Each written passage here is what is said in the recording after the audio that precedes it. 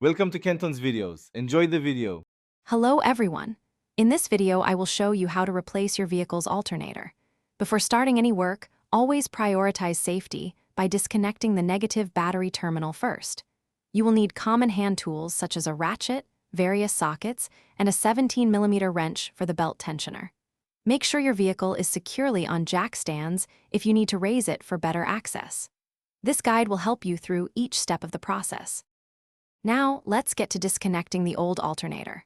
First, locate the serpentine belt tensioner and use a 17mm wrench to release its tension, allowing you to remove the belt from the alternator pulley. Next, disconnect the main electrical connector and the positive battery cable from the alternator. Finally, remove the two mounting bolts that hold the alternator in place. Be mindful of tight spaces and any hoses that might need temporary relocation.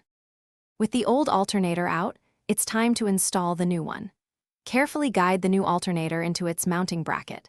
Reinstall the two mounting bolts, ensuring they are tightened securely, typically to about 34 foot-pounds for the pivot bolt.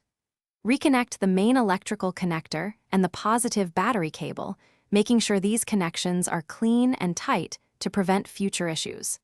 Double-check all connections before proceeding. For our final steps, carefully route the serpentine belt back onto all the pulleys, following the correct diagram. Once the belt is in place, reconnect the negative battery terminal. Start your engine and observe the dashboard.